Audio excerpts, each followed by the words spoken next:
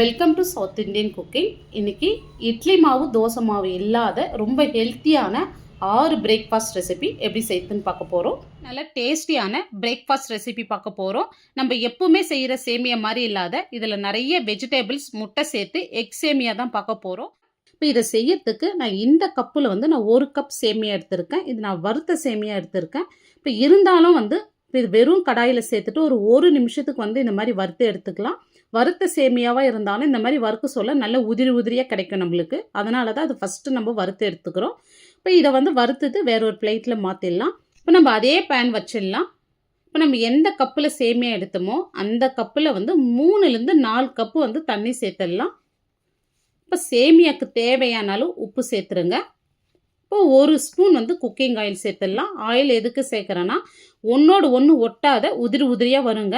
இப்போ இந்த மாதிரி தண்ணி லைட்டாக கொதி வர சொல்ல நம்ம சேமியா சேர்த்துடலாம். இப்போ சேமியா சேர்த்துட்டு நல்லா கொதிக்கிட்டோம். இப்போ பாருங்கள், இந்த அளவுக்கு நல்லா கொதிக்க சொல்ல இப்போ சேமியாத்தை இந்த மாதிரி நசுக்கி பாருங்கள். இப்போ இந்த மாதிரி நசுக்கி பார்க்க சொல்ல இந்த மாதிரி 2ஆக உடையுது பாருங்கள். இந்த மாதிரி உடைஞ்சிச்சின்னா நம்மளுக்கு கரெக்டான பக்குவத்தில் இருக்குது. இப்போ நம்ம வடி போட்டுடலாம்.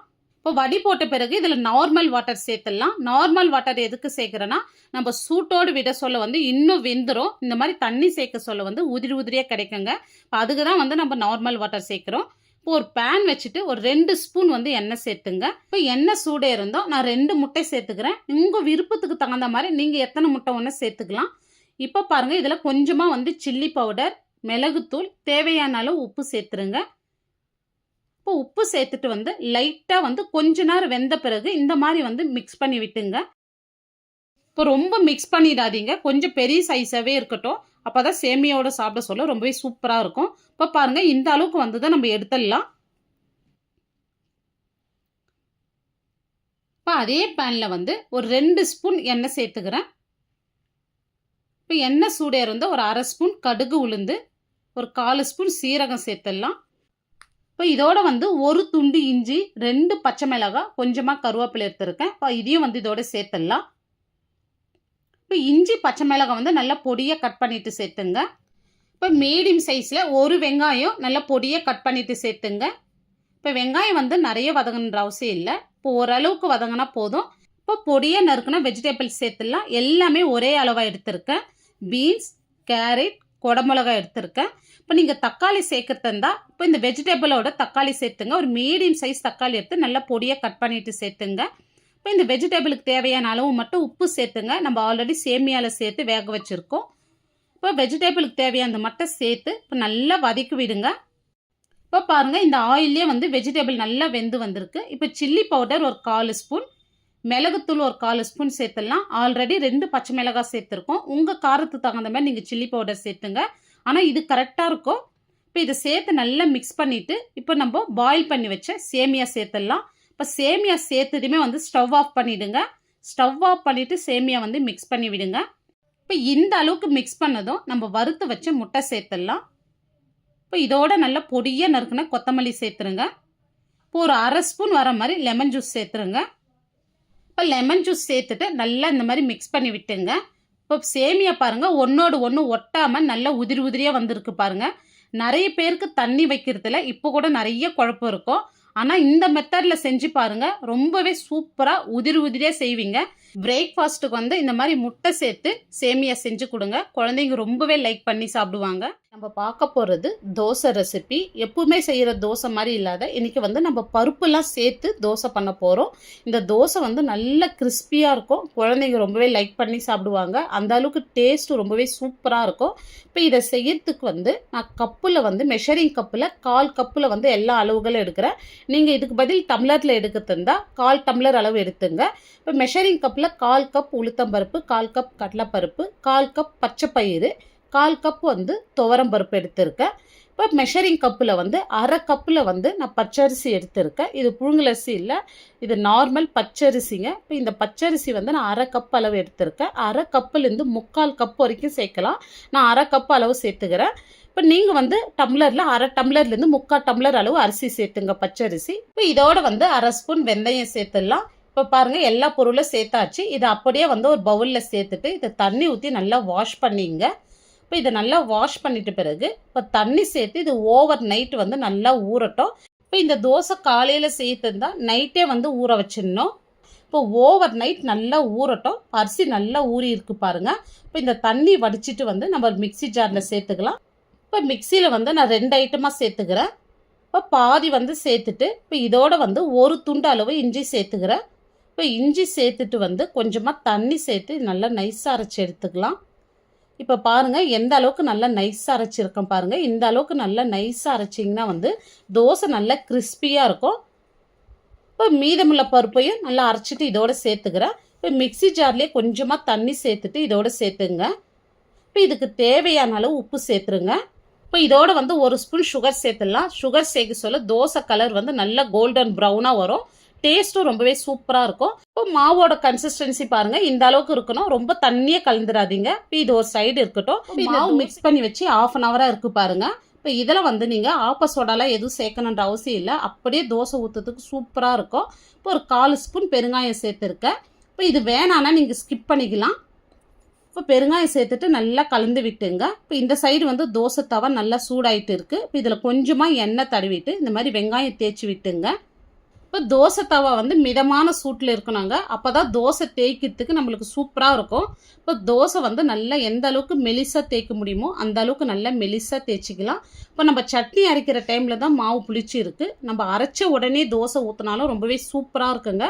இப்போ தோசை பாருங்கள் எந்த அளவுக்கு நல்ல கிறிஸ்பியாகவும் நல்ல பேப்பர் மாதிரி வந்திருக்கு பாருங்கள். இப்போ இந்த அளவுக்கு நல்ல கிறிஸ்பியாக வந்தது நம்ம தோசை எடுத்துடலாம். இப்போ பார்க்கறதுக்கே தோசை எந்த அளவுக்கு சூப்பராக இருக்குது பாருங்கள்.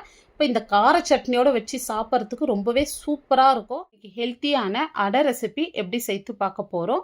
இதில் வந்து அரிசியே சேர்க்காத கொஞ்சம் டிஃப்ரெண்ட்டாக ரவை சேர்த்து செஞ்சுருக்கோம். ஆனால் சாப்பிட்றதுக்கு ரொம்பவே டேஸ்ட்டாக இருக்கும். இப்போ இதை செய்யறதுக்கு ஃபஸ்ட்டு ஒரு பவுல் எடுத்துக்கலாம். இப்போ 1 டம்ளர் கடலைப்பருப்பு எடுத்துக்கலாம். இப்போ இந்த டம்ளரில் தான் எல்லா அளவுமே எடுக்க போகிறோம்.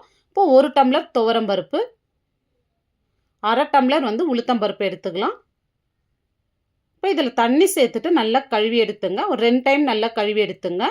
இப்போ இந்த மாதிரி நல்லா கழுவி எடுத்தாச்சு. இப்போ வந்து இதில் தண்ணி சேர்த்துட்டு 2 மணி நேரம் ஊறட்டும். இப்போ 2 மணி நேரம் கழித்து பாருங்கள் பருப்பு நல்லாவே ஊறி இருக்குது. இப்போ இதை தண்ணி வடித்து எடுத்துக்கலாம். இப்போ இன்னொரு பவுல் எடுத்துங்க. இப்போ நம்ம எதில் பருப்பு எடுத்தோமோ அதே டம்ளரில் 1 டம்ளர் அளவு கோதுமை ரவை எடுத்துருக்கேன். இப்போ இதில் வந்து கொஞ்சமாக தண்ணி சேர்த்துட்டு இதை நல்லா வாஷ் பண்ணி எடுத்துங்க. இப்போ ரவை முழுகிற அளவுக்கு கொஞ்சமாக தண்ணி சேர்த்து 10 நிமிஷத்துக்கு நல்லா ஊறட்டும். ஒரு மிக்சி ஜார் எடுத்துங்க. இப்போ இதில் வந்து ஒரு 7 காஞ்ச மிளகாய் எடுத்திருக்கேன். இதை வந்து ஒரு 10 நிமிஷத்துக்கு முன்னாடியே நான் தண்ணியில் ஊற வச்சு எடுத்திருக்கேன். இப்போ இதோட வந்து 2 இன்ச் அளவுக்கு இஞ்சி சேர்த்துருங்க. இப்போ 1 ஸ்பூன் சீரகம் சேர்த்துருங்க. இந்த இஞ்சி சீரகம்லாம் சேர்க்க சொல்ல நம்மளுக்கு வந்து டைஜஷன் ப்ராப்ளம் வராது. இப்போ இதோட 1/4 ஸ்பூன் மஞ்சள் பொடி, 1/4 ஸ்பூன் பெருங்காயம் சேர்த்துட்டு கொஞ்சமாக தண்ணி சேர்த்து நைஸாக அரைச்சி எடுத்துங்க. இப்போ தண்ணி வடித்து வச்சுருக்கேன். இப்போ ஒரு பாதி அளவுக்கு ஃபஸ்ட்டு இதில் பருப்பு சேர்த்துடலாம். நான் சின்ன மிக்சியாக இருக்கவோ கொஞ்சமாக சேர்த்துக்கிறேன். இப்போ இந்த அளவுக்கு ரொம்ப நைஸாக இல்லாத கொரகொரப்பாக இல்லாத இந்த மாதிரி பக்குவமாக அரைச்சி எடுத்துங்க. இப்போ மீதி இருக்கிற பருப்பையும் ரொம்ப நைஸாக இல்லாத பக்குவமாக அரைச்சி எடுத்துடலாம். இப்போ எல்லா பருப்பையும் நம்ம அரைச்சி எடுத்துட்டோம். 10லேருந்து 15 நிமிஷமாக ரவை நல்லா ஊறிட்டு இருக்குது. இப்போ ரவை முழுகிற அளவுக்கு நம்ம தண்ணி சேர்த்தோம். இப்போ வந்து ரவை நல்லா ஊறி தண்ணி கம்மியாகிருக்கு பாருங்கள். இப்போ இந்த ரவையை வந்து அப்படியே நம்ம பருப்போடு சேர்த்துடலாம். இப்போ இதை சேர்த்துட்டு இதுக்கு தேவையான அளவு உப்பு சேர்த்துங்க. இப்போ மிக்சி ஜாரில் கொஞ்சமாக தண்ணி சேர்த்துட்டு இதோட சேர்த்துருங்க. தண்ணி நிறைய சேர்த்துறாதீங்க.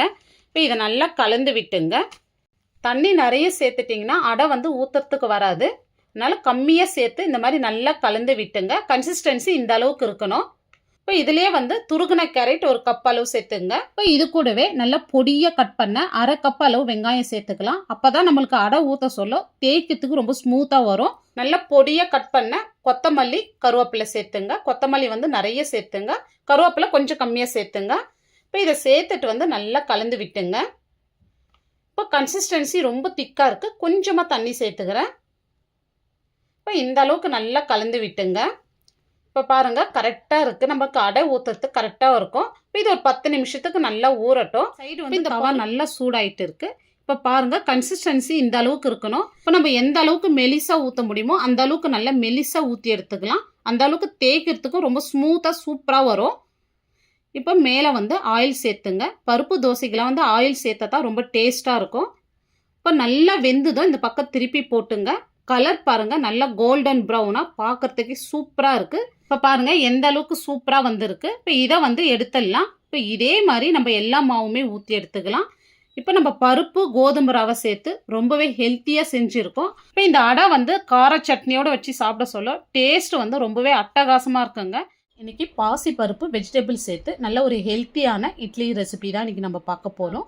இப்போ இதை செய்யறதுக்கு 1 டம்ளர் பாசி பருப்பு எடுத்திருக்கேன். இதனுடைய அளவு பார்த்திங்கன்னா 150 கிராம். இப்போ இது 1 மணி நேரமாக நல்லா ஊறிட்டு இருக்குது. இப்போ இதை வந்து அப்படியே தண்ணி வடிச்சிட்டு ஒரு மிக்சி ஜாரில் சேர்த்து கொஞ்சமாக தண்ணி சேர்த்துடலாம். இப்போ ரொம்ப நைஸாக அரைக்கக்கூடாது, கொஞ்சம் கொரகொரப்பாக அரைச்சி எடுத்துங்க. பாருங்கள், இந்த அளவுக்கு லைட்டாக வந்து கொரகொரப்பாக இருக்கணும். இப்போ இதை வந்து வேற ஒரு பவுலில் வந்து நம்ம ட்ரான்ஸ்ஃபர் பண்ணிடலாம். இப்போ நான் எந்த டம்ளரில் 1 டம்ளர் பருப்பு எடுத்தனோ அதே டம்ளரில் 1 டம்ளர் வந்து நான் இட்லி ரவை எடுத்திருக்கேன். இப்போ இட்லி ரவை வந்து இந்த மாதிரி நைஸாக இருக்கும். இப்போ நீங்கள் இதுக்கு பதில் வந்து நார்மல் உப்மா ரவை எடுத்தீங்கன்னா மிக்சியில் அரைச்சிட்டு சேர்த்துங்க.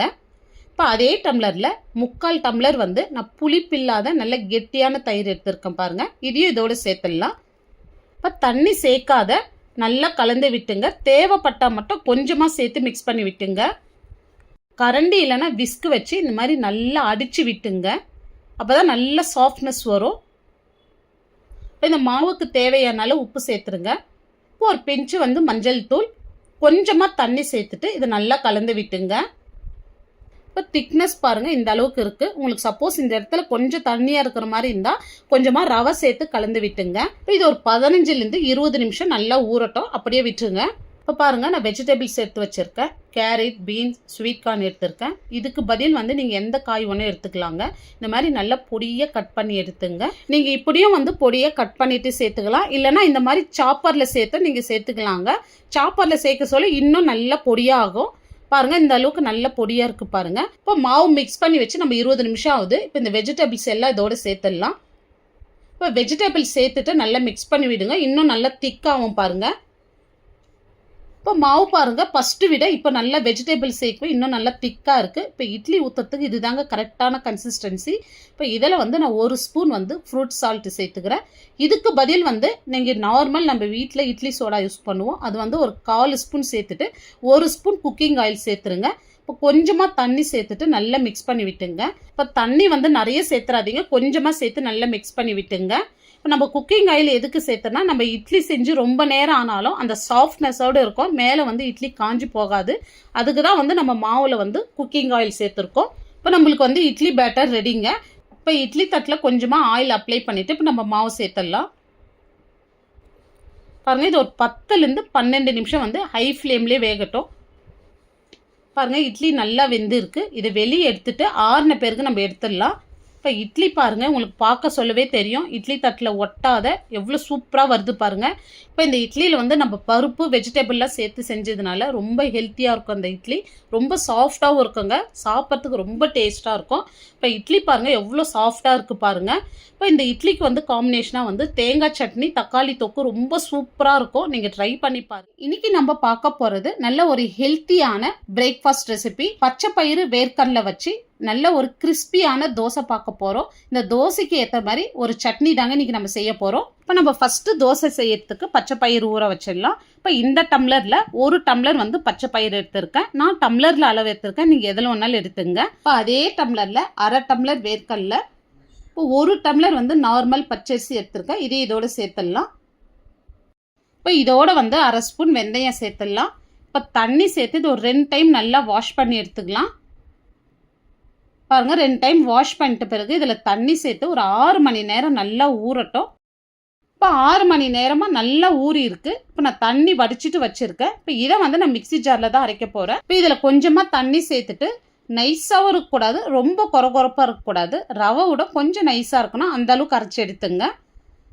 இப்போ பாருங்கள், நம்ம அரைச்சாச்சு. இப்போ மிக்சி ஜார்லேயே கொஞ்சமாக தண்ணி சேர்த்துட்டு இதோட சேர்த்துருங்க.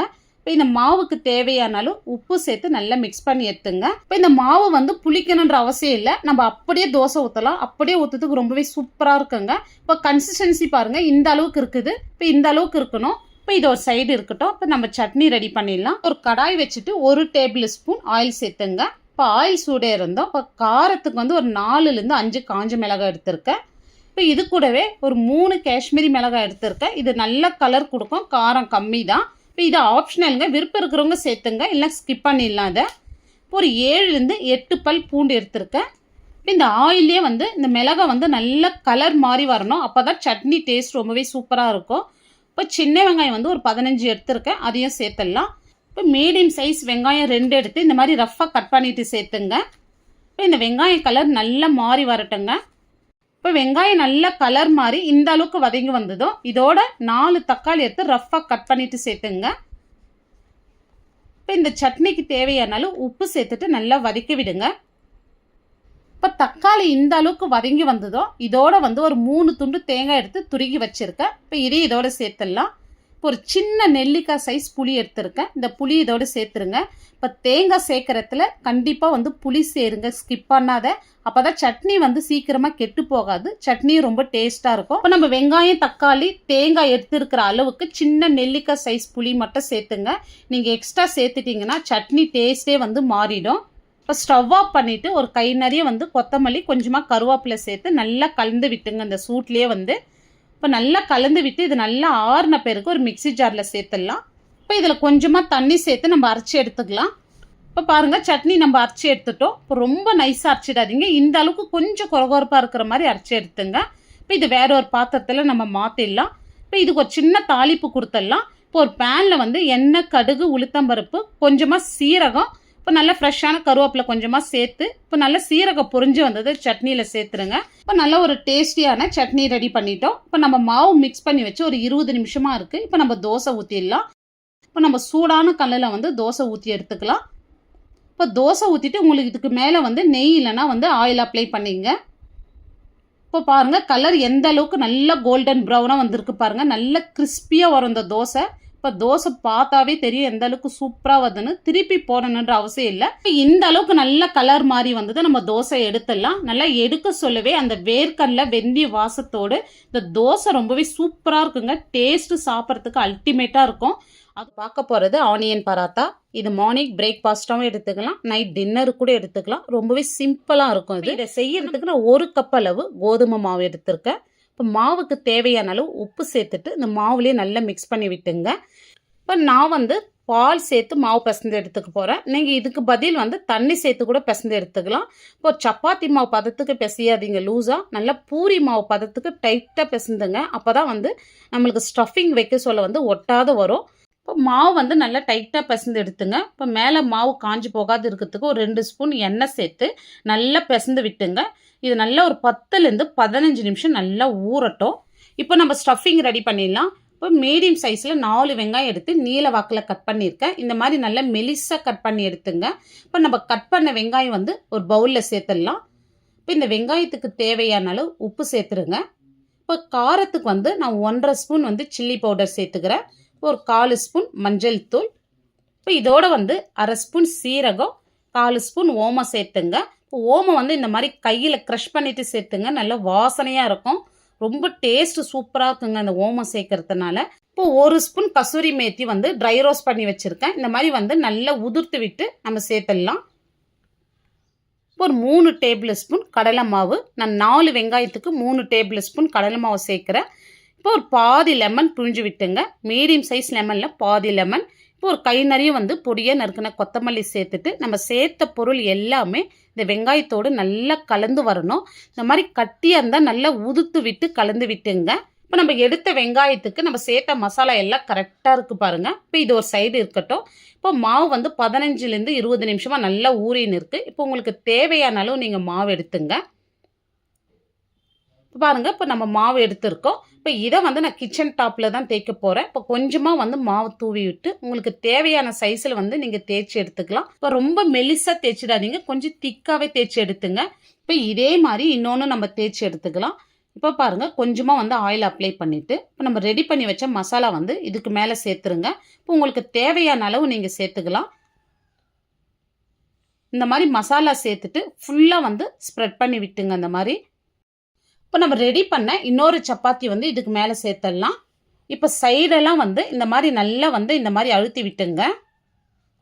இப்போ வந்து இதை நம்ம கட் பண்ணி எடுத்துக்க போகிறோம். நான் பீஸா கட்டர் எடுத்துருக்கேன். இதுக்கு பதில் வந்து நீங்கள் நைஃப் வச்சு கூட கட் பண்ணி எடுத்துக்கலாம். இப்போ வந்து நான் வீடியோவில் எப்படி காமிக்கிறனோ இதே மாதிரி வந்து நம்ம ரோல் பண்ணி எடுத்துக்கலாம். இப்போ பாருங்கள், இதே மாதிரி வந்து ரோல் பண்ணிவிட்டு இப்போ கொஞ்சமாக வந்து மாவு தூவி விட்டுங்க. இப்போ ரோல் பண்ண சப்பாத்தி சேர்த்துட்டு இதுக்கு மேலே கொஞ்சமாக மாவு சேர்த்து இந்த மாதிரி வந்து கையிலே ப்ரெஸ் பண்ணி விட்டுங்க. இப்போ பொடியை நறுக்குன கொத்தமல்லி சேர்த்துட்டு இப்போ சப்பாத்தி கட்டையில் வந்து இந்த மாதிரி தேய்ச்சி விட்டுங்க. இப்போ நம்ம ஆனியன் சேர்த்ததுனால இதை மெலிசாலாம் தேய்க்க முடியாது, கொஞ்சம் திக்காக தான் இருக்கும். பாருங்கள், இந்த மாதிரி நல்லா தேய்ச்சி எடுத்துங்க. இப்போ சூடான கல்லில் வந்து கொஞ்சமாக நெய் இல்லைன்னா ஆயில் அப்ளை பண்ணிங்க.